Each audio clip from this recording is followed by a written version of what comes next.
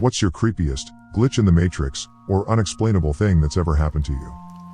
Every night I go to bed about 2 hours before my husband. I always wake up when he comes into the room. One night he was gaming with a friend and it was hours later when I heard him sneak into the room and crawl across the floor so he could pop up and scare me. I felt the floor kind of shake and felt him bump clumsily against the side of the bed in the dark. I held out my hand and asked him not to scare me. I was already scared enough and begged him to just take my hand and come to bed. I couldn't see anything in the room, but knew he was there and just waited for him to jump up so I could move on and go back to sleep. That's when I heard him talking to his friend in the other room. I was frozen. I know there's sleep paralysis or lucid dreaming or something that explains this, but I would have sworn on my son's life that someone had crawled across the floor and jostled the bed. Eventually I worked out of the fear enough to grab my phone and text my husband to come in and turn on the lights and check under the bed. But holy shit, it boggles me how real it felt. Taking the trash out at night, super remote area so I know for a fact we're the only ones around here, getting close to the road and I hear very clearly, "Help me," from a female voice. Even knowing there's such a slim chance of there being another living person around, I still feel like I should look around and check it out just in case I wasn't just hearing things and someone actually needs help. I take about 2 steps in the direction I thought I heard it, hear a giggle in the same exact voice, turn around and walk promptly back up the driveway because fuck that shit. Anyone who actually needed help wouldn't be laughing, I don't think. I have a good one. I was about 12 years old, and woke up in the middle of the night needing to take a leak. I walked across the hall to the little bathroom, hit the lights, and was about to reach for the toilet when I glanced up and saw a face in the mirror. It was not my face. It was as if someone was on the other side, standing to the right, with their face right next to the glass, staring at me. I only saw it for the briefest moment, but it is seared into my brain. I screamed, and ran out of there to find my dad. Of course, my dad investigated, then calmed me down, or tried to. Eventually we had a prayer session, because I was so freaked out. Eventually I must have gone back to sleep. Fast forward to my 30s. I'd forgotten all about the event. One night while visiting, my dad quietly brings it up. "Remember that one time you saw a face in the mirror?" It suddenly came back to me in a rush of memory, sending a chill down my spine. "Yeah, I remember, well," he said, "I sometimes think about that night." He looked down at the floor, with a serious expression. "I saw it too." He went on to describe exactly what I'd seen. We have no idea what that was. Apparently when he investigated, he saw it and had a freak out of his own. Apparently the prayer session was as much for his own nerves as mine. I respect him for keeping that tidbit from me till my 30s, but I kinda wish he'd never told me. I saw myself die and I don't know how to explain it. We had a pep rally in school and after it was finished we had to go back to class. Well, my friend and I were not into that so we wanted to go across the street to Sonic. Across the school there is not very heavy traffic, but if you don't pay attention you could get hit. Well, I remember walking with him and he dropped something so I went across the street first. I just saw a red Tahoe heading right for me and I got hit. I remember everything. I remember gasping for air. I remember waking up and sleeping again. Then nothing. All of a sudden I was back in the stadium again and the exact same words came out of the principal's mouth. My friend wanted to go get Sonic but I was freaking out. Was asking him everything. I thought it had to be a dream, so I went with him just to see what would happen. He dropped his stuff again and I waited. To my horror, that same red Tahoe showed up. I told him that I'm going back to school, I ain't dying again. I can still see the other version of me on that street just messed up. Not even moving. I remember being pretty young, like 9 or 10, and I was in the car park of a pub in England. I remember seeing someone in their teens in the window of a house looking over the car park. They waved at me and I felt like I knew them somehow. My parents asked who I was waving at and I said just some lady in the window over there. Didn't think much of it. Fast forward 10 years. I was at my nan's new house. I remember walking into her room, which I never was allowed to do, going to the window. I then realized I was in the house looking over that same parking lot and remembering that interaction years before. Then a girl around 9 or 10 who was in said car park waved at me and I waved back. I felt like I knew her. Could not explain it and have never told anyone about it. It freaked me out. When I was a child my sister and I were walking home from the park and a man called, "Help." We found an open manhole and could hear the man calling for help, but we could not see him. I was 9 and panicking thought we should crawl in to help. My sister, 11, had the good instinct to get our parents. When we came back with them the man was gone. As an adult I can see the whole thing was a ploy, the manhole right next to the park. It makes complete sense but is still so creepy. One day when I was about 8 I didn't go to school because I was sick. My friend was supposed to bring me homework etc., but he never came. My granddad came home from work and he told me that that friend was dead. I was devastated. That night I had a dream. I was with my friend at a playground next to our school and we were talking. Then he told me that he is safe and it didn't hurt when that car hit him. The next day my mother wanted to talk to me about that situation and she asked me if I wanted to know what happened. I told her that I know everything because my friend told me. She thought that my granddad told me, but he did not. He said that he didn't want to tell me without her knowing it. That night I had a dream again and I was talking to him. We were playing and having fun and he told me that he really had to go and we won't see each other ever again. The next day was his funeral and I really haven't had a dream about him ever since. This summer I bought my girlfriend a last-minute birthday trip to go kayaking around the San Juan Islands off the Washington state coast. After a long drive and ferry trip, we found the tour group of about 20 people and were then shuffled into a shuttle van for a ride to the beach. Now, my girlfriend has a unique name similar to the name of a famous painter. Let's say it's Rebecca Warhol just for fun. She's a little ray of sunshine, and started chatting with the middle-aged woman sitting next to her on the shuttle as we waited to leave. The woman noted that she had always loved the name Rebecca, as it was her mother's name. They made pleasant small talk in the van until the tour guide passed around the sign-in sheet for all of us to fill out. That's when things got strange. My girlfriend wrote her full name on the sheet and passed it on to the woman, who immediately shouted, "Oh my God," and started crying. After a few minutes of total confusion, she told us Rebecca Warhol was my mother's full name, and these islands were her favorite place in the world. She passed away this summer from cancer and we've traveled hundreds of miles to spread her ashes here. We were stunned. I literally picked a random date, time, and tour company, and then we were split into the same group as this woman and my girlfriend was sitting right next to her on the shuttle. What the hell? She continued by saying, "My daughter told us that Nana Rebecca would be with us on this trip, and I didn't believe it until now." It was the most unbelievable coincidence we had ever experienced, and has totally convinced me that there's more to this world than we think. As my brother later said, the universe winked at us that day. I used to have a recurring dream as a teenager every night for months. I was sitting at a table on the patio of a restaurant. I was out there alone, waiting for my food. A homeless man comes up to the other side of the patio and asks for change. I'm digging in my wallet for a couple dollars and then I hear tires screech and look up to see a crash in an intersection near the restaurant. I run out there to see if I can help, and as I run out into the road I get hit by a car and wake up at the impact. After a while the dream stopped and I put it out of my mind. Fast forward to me being 28 and sitting at it on the border, on the patio waiting for my food. A homeless guy comes walking past the restaurant but doesn't stop and ask for change. It makes me think about that dream though, and I start to feel uneasy. Shortly after, I hear the tires screech and I see a wreck happen in the intersection near the restaurant. I begin to run out there but stop at the sidewalk and look out towards incoming traffic, and there is an SUV not slowing down. She was on her phone and blew through the intersection completely unaware of what had just happened. Ran out and checked on the people. Everyone was fine. In college, I took a hard news/soft news journalism class where one of the assignments was to write an obituary for one of my grandparents. The professor told us to write it on a deceased grandparent, but if all of your grandparents were still alive we had to choose one. In my case, all of my grandparents were alive. I procrastinated actually doing the assignment until the night before it was due because it seemed like a morbid assignment, especially once all of my grandparents were still alive.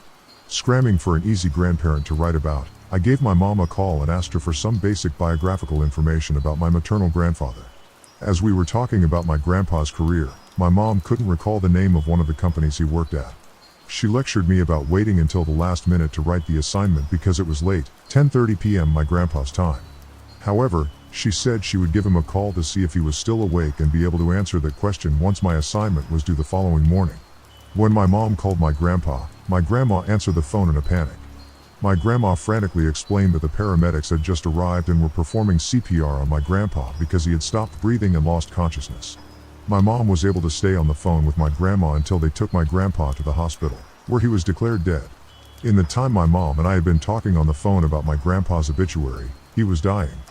His death was entirely unexpected at that. Although he was in his 80s, he was the healthiest of my grandparents at the time. We ended up using the obituary I wrote for that writing assignment as his actual obituary. Still freaks me out when I think about the timing.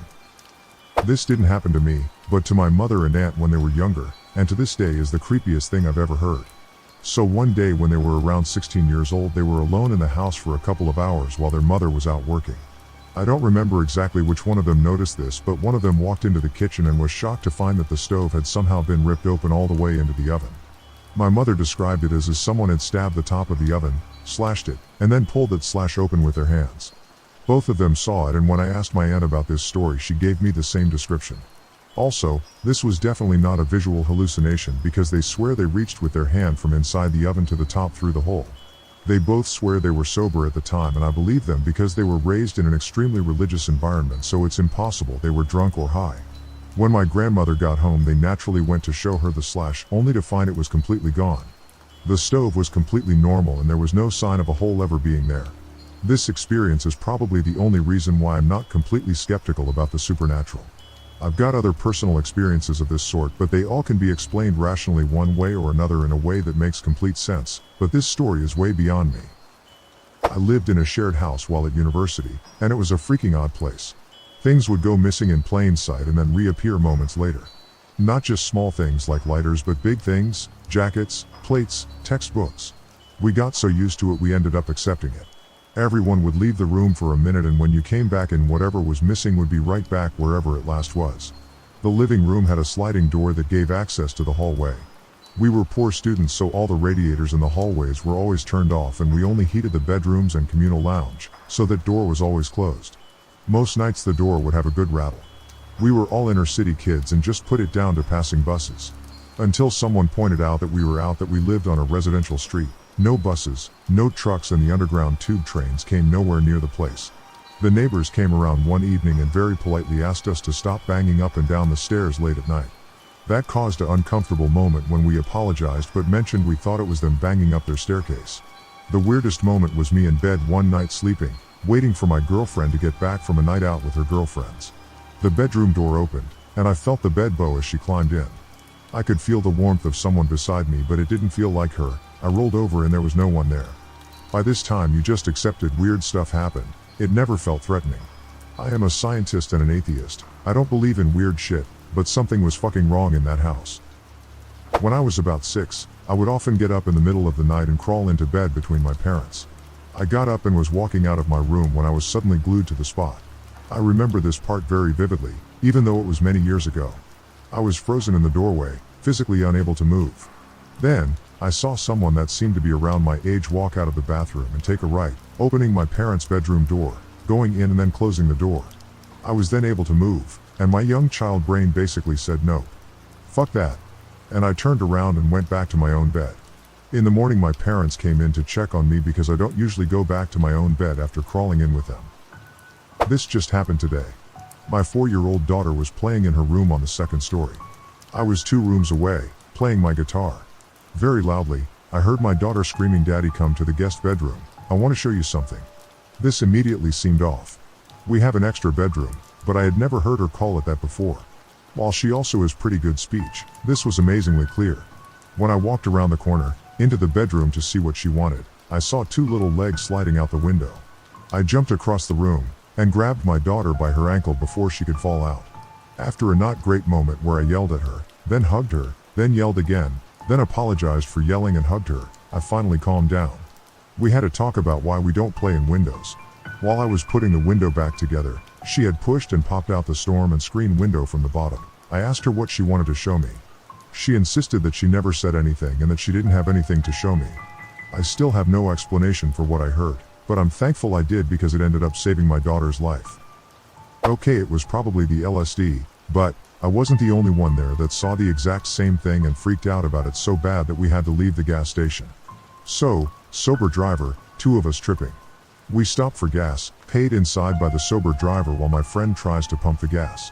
It won't work, like at all. Sober friend comes out and tries to make it pump gas as well, reset the machine, cashier waves to us.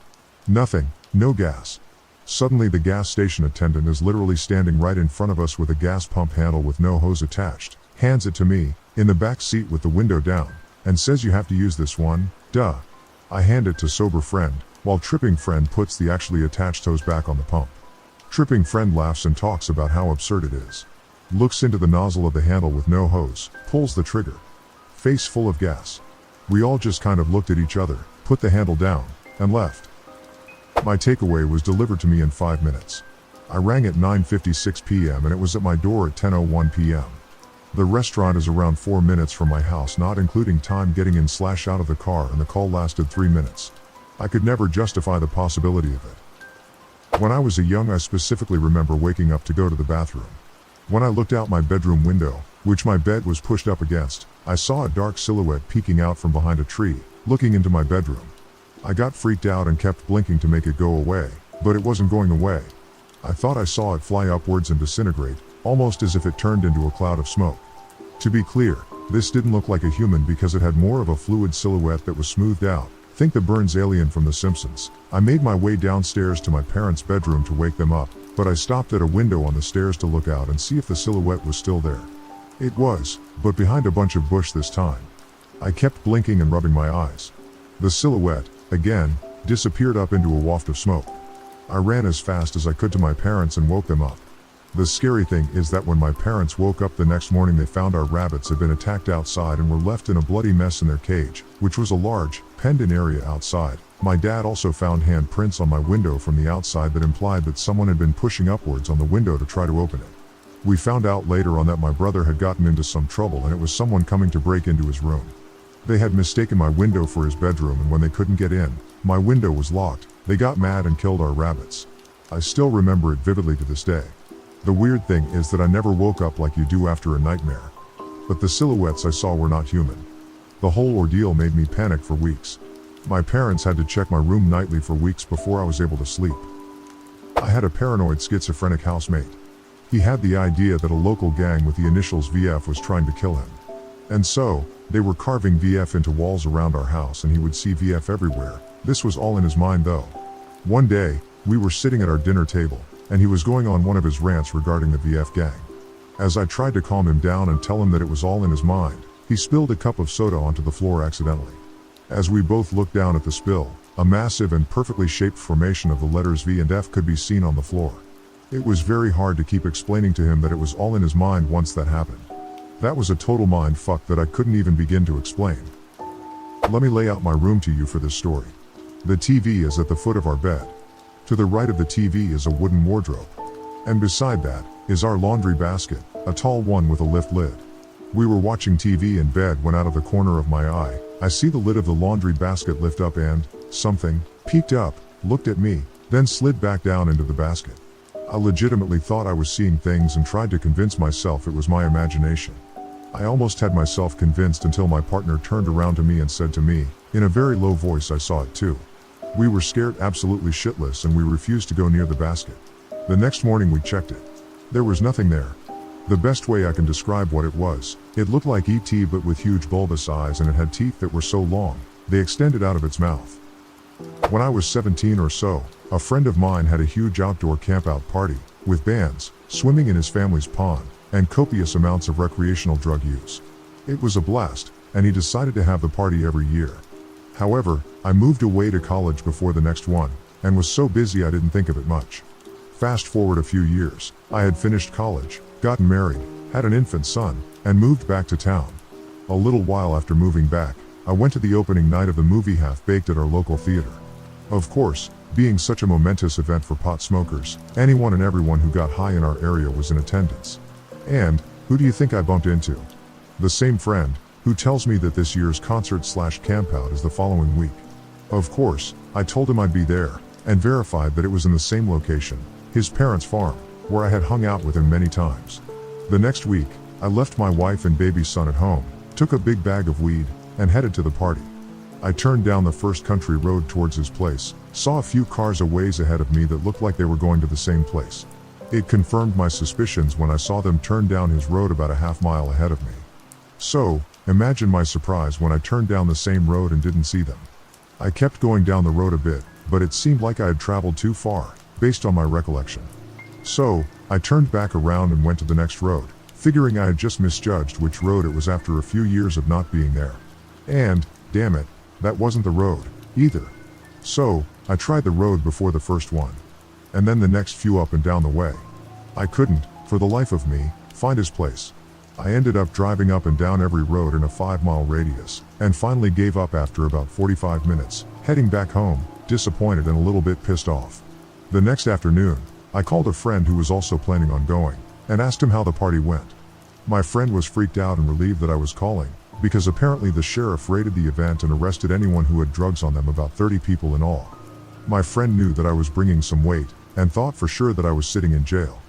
Because I was completely weirded out by the situation, I tried to find the farm a few days later and had absolutely no trouble finding it. Down the first road I had turned the night of the party. Apparently, some force out there was keeping me safe and sound, out of jail, to be able to support my wife and child. I had a dream that I went to my boss's door in the morning for a carpool. Knocked on the door and then heard the garage door open. My boss is standing there with no shirt on and track pants. He said he hurt his back. I said he wouldn't be able to work like that. He said he wouldn't be, but he would show us what to do. Woke up and went to work and picked my co-worker up and told him about my dream. We laughed and said he probably would do that because he's a slave driver. Exited the car, walked to the door. Knocked. Garage door opened. Boss standing there with no shirt and track pants. Boss, I threw my back out. Me, you can't work like that. Boss, yeah, I'm not, but you guys can, and I'll show you what to do.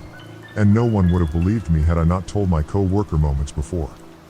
If you guys like this video, please drop a like and subscribe, and also check out my Instagram account Scary Time that is linked in the description below. And as always, stay scary.